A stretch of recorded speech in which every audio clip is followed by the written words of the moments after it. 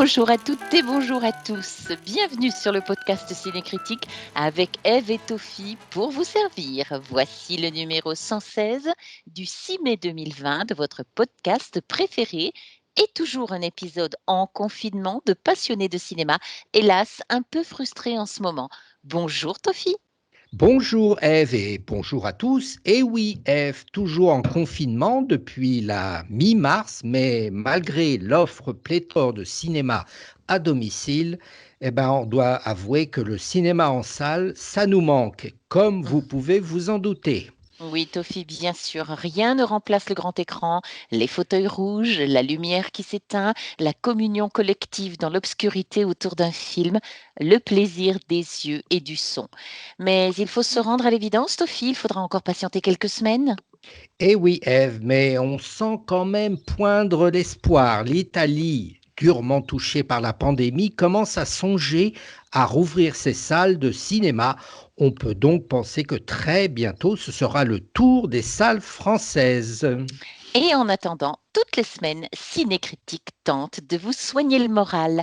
On vous signale les bons plans, les classiques qui repassent sur les chaînes classiques ou en streaming et même des nouveautés. Et on n'oublie pas les livres, bien sûr, source d'inspiration des films parfois et véritable outil d'évasion. On en a besoin par les temps qui courent. Tout à fait.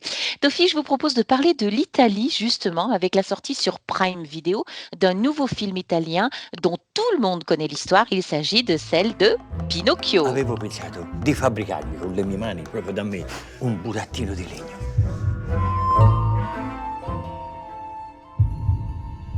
Pinocchio, dai, di qualcosa. Babbo!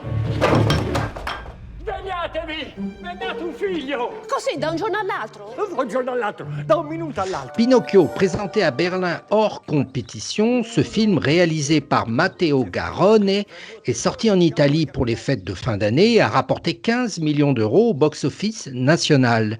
Il devait sortir en France en salle le 18 mars 2020 pour être ensuite décalé malheureusement au 1er juillet. Mais, son distributeur, la société Le Pacte, ne pouvant prendre un trop gros risque devant une éventuelle réouverture le 1er juillet, a décidé de le distribuer en France via Amazon et il est disponible dès maintenant. On rappelle que le conte de Pinocchio a été écrit en 1881 par l'écrivain italien Carlo Collodi. De nombreuses adaptations en ont été faites, on en citera quelques-unes. Walt Disney, bien sûr, en dessin animé, qui est sorti en 1940, puis ensuite, par exemple, Luigi Comencini l'adapte en prise de vue réelle en 71 sous le titre Les Aventures de Pinocchio dans un format destiné à la télévision italienne en 6 épisodes. Et Nino Manfredi, le grand acteur italien, y était magnifique en Geppetto et Gina Lollobrigida, inoubliable en bonne fée.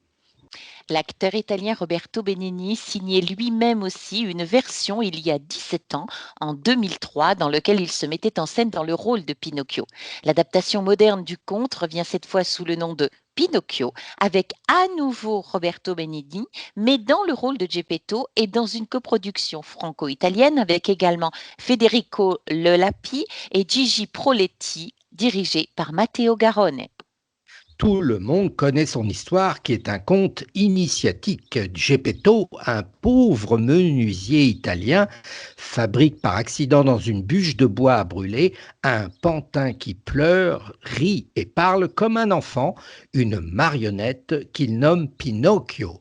Pinocchio, ça signifie en toscan pignon, pignolate en provençal et pignolo en italien. Dès qu'il trouve l'usage de ses jambes, Pinocchio fait tout de suite des tours et il lui arrive de nombreuses aventures. Il rencontre Mangefeu, le montreur de marionnettes, le chat et le renard qui l'attaquent et le pendent, la fée bleue qui le sauve et bien sûr son nez s'allonge à chaque mensonge. Et oui, il part ensuite avec son ami Lucignolo pour le pays des jouets et ils sont transformés tous les deux en ânes. Il est alors jeté à la mer et avalé par un énorme poisson dans le ventre duquel il retrouve Geppetto. Et finalement, il se met à travailler et à étudier et il se réveille un beau jour, Ève transformée en véritable petit garçon en chair et en os. Nous avons vu ce Pinocchio de Matteo Garrone et on vous le conseille vivement. Cette adaptation se veut fidèle à l'œuvre originale qui traite de la quête d'identité et de l'apprentissage de la vie. Ici a été fait le choix de faire jouer Pinocchio par un véritable acteur. Oui, Ève, il y a une lumière très particulière dans ce Pinocchio, à la fois sombre et granuleuse, qui mélange scènes oniriques et fantastiques. Film assez dur, mais les contes sont durs en Mhm. général, hein. On suit ce petit pantin innocent et malicieux, évidemment tenté par les plaisirs de la vie, l'envie de courir à l'aventure et qui fait des rencontres parfois dangereuses. Malgré tout, certaines scènes sont en effet dures, comme celle de la pendaison ou lorsque l'âne est mis à l'eau pour être noyé. Les personnages croisés sont d'une grande créativité. Matteo Garrone peaufine son film comme un artisan et traite ses personnages avec le plus grand soin. Il s'en dégage une poésie qui serait tombée dans une folie baroque.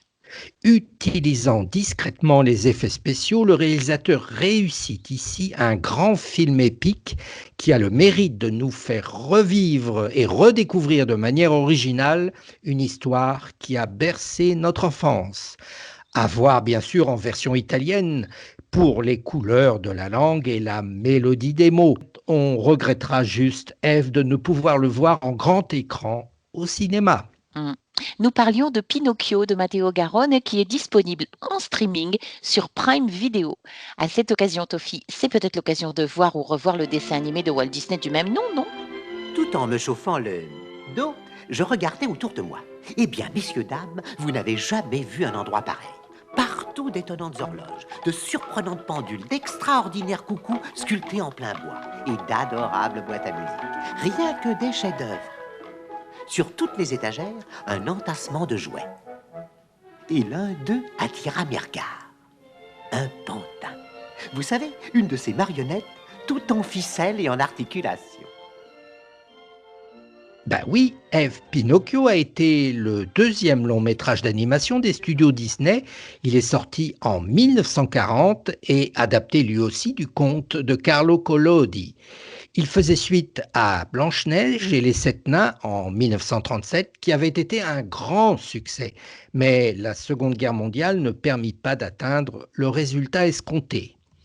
Pinocchio est souvent considéré comme l'un des chefs-d'œuvre du studio Disney et comme une très belle adaptation du roman de Collodi, mais son succès en salle et les revenus qu'il a apportés au studio Disney sont restés faibles, principalement en raison de l'actualité internationale, la Seconde Guerre mondiale ayant été déclarée quelques mois plus tôt.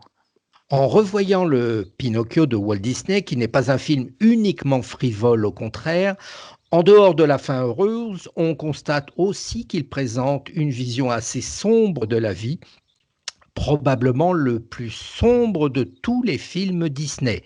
Même si les techniques d'animation ont évolué depuis, on reste surpris de la pertinence du récit et de la beauté des images.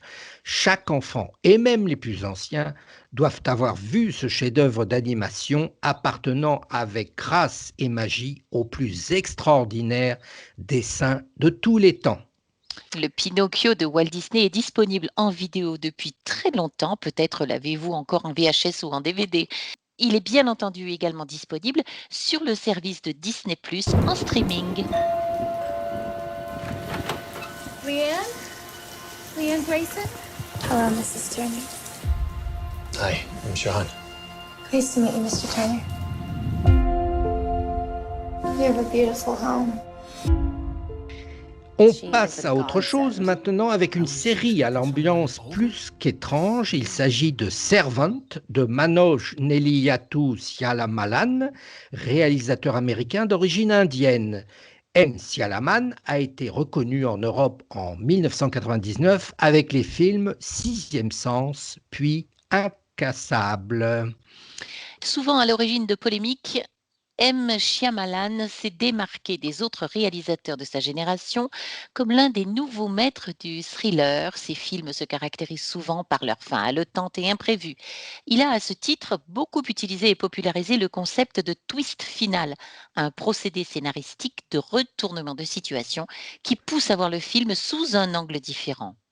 Metteur en scène un peu passé de mode avec des films ensuite moins spectaculaires, il revient ici dans la série Servant, disponible sur Apple Plus en 10 épisodes de 35 minutes. Comme c'est le cas souvent dans les séries, plusieurs réalisateurs se sont succédés dans la saison et son sujet est particulièrement tordu, Eve. À Philadelphie, un couple, Dorothy et Sean Turner, engage une jeune nourrice, Léane, afin de prendre soin de Jericho, une poupée reborn, c'est-à-dire une poupée réaliste qui ressemble à un vrai bébé. Alors que celle-ci doit servir de thérapie après le décès de leur bébé à l'âge de 13 semaines, Dorothy l'identifie comme son véritable enfant. Vous voyez le sujet, hein? Pendant que Shin doit faire face seul au deuil, il devient profondément méfiant à l'égard de Lian, la babysitter, qui se comporte comme sa femme avec la poupée. Dans Servante, le huis clos est oppressant, tout se passe dans une maison et l'espace tout entier prend la forme d'une menace indicible et se prête à des expérimentations formelles saisissantes. Le premier épisode notamment accroche le spectateur par un art épuré de la mise en scène d'une étourdissante virtuosité, comme par exemple un angle impossible de caméra ou un choix déroutant de point de vue suffisent à créer un malaise palpable. Dans l'histoire, Shin est consultant cuisinier et le recours à la métaphore culinaire sert parfois des scènes décalées et terrifiantes. Un lapin éviscéré, une anguille clouée au pilori, de petites déviations inattendues et trash qui font volontiers basculer la série du côté de la farce féroce. Baignant dans une lumière sombre, dans une ville où la pluie est sans cesse présente, cette série addictive nous laisse avec plus de questions que de réponses, mais à la manière d'un Twin Peaks, le ton et l'atmosphère deviennent encore plus palpitants que le mystère du scénario lui-même. À voir pour sa forme et son ambiance bien lourde. Ouais, nous parlions de la série Servant, disponible en streaming sur Apple+.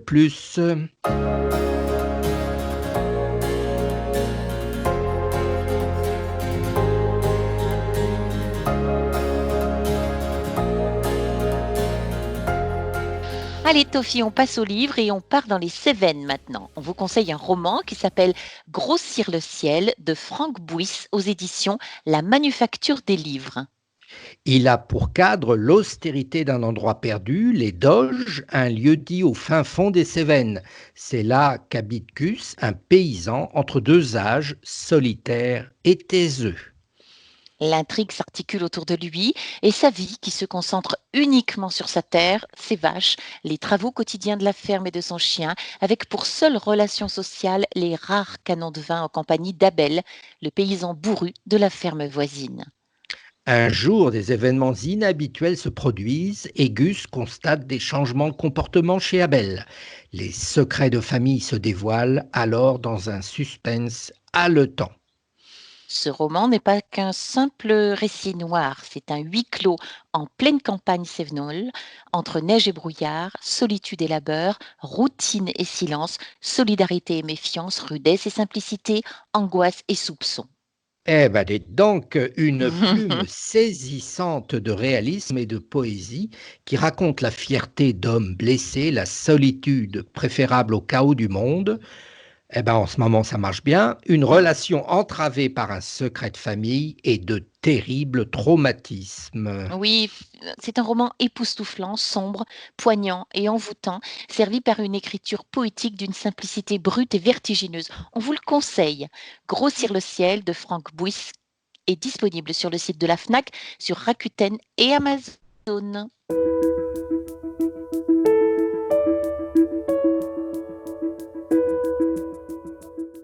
Une dernière info, Ève? Non, Tofi, deux infos et plutôt des bons plans. Le premier bon plan, Durant le temps de confinement, les éditions du Seuil proposent un livre gratuit par jour. On y trouve des romans, des essais, des livres de cinéma et plein d'autres sujets. Rendez-vous tous les matins à 10 heures, Ève, pour un nouveau livre offert. Le Seuil du jour, c'est comme ça qu'il s'appelle. Ils sont tous accessibles sur le site web des éditions du Seuil, www.seuil.com. Et le second bon plan, Toffy, on retourne au cinéma si on peut dire, avec un rappel de film assez incroyable sur Henri, le service gratuit de streaming de la Cinémathèque de Paris. Oui, Ève, avec quelques exemples de films oubliés et ou rares.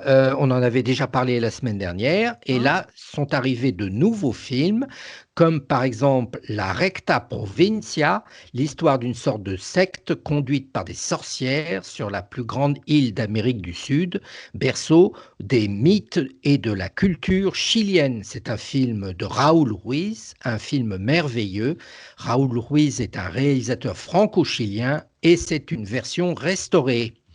Et un second au sujet étonnamment moderne, Paris qui dort de René Clair, qui date de 1923 et qui est un court-métrage de 25 minutes dont voici le sujet. Ibert, le gardien de nuit de la Tour Eiffel, s'étonne de ne pas être relevé comme tous les jours à 10 heures. Il descend à pied de la tour et découvre que la ville de Paris est complètement endormie. Seules 5 personnes arrivées en avion ont échappé à l'endormissement et déambulent dans la ville déserte. Eh ben, c'est un très beau scénario, en effet, surtout par les temps qui courent. Ces films et plein d'autres sont sur le service Henri, un service de streaming proposé par la Cinémathèque de Paris et accessible à l'adresse cinémathèque.fr/Henri. Et on en profite, Ève, car c'est gratuit. Gratuit, tout à fait. On a terminé, Toffy, on vous le rappelle, le podcast Cinécritique, c'est toutes les semaines, le mercredi, toute l'information sur les films et séries à domicile, l'actualité du cinéma et de la culture en général, et bien sûr, les critiques de films. On espère bientôt pouvoir revoir des films en salle et en attendant, on vous souhaite un bon courage et on se dit qu'avec des films et des livres, l'épreuve que nous traversons sera moins dure. N'hésitez pas à parler de notre podcast autour de vous, à vous abonner et à le noter à partir de votre application préférée. Très bonne semaine à toutes et tous et à mercredi prochain. À mercredi prochain. Bonne semaine.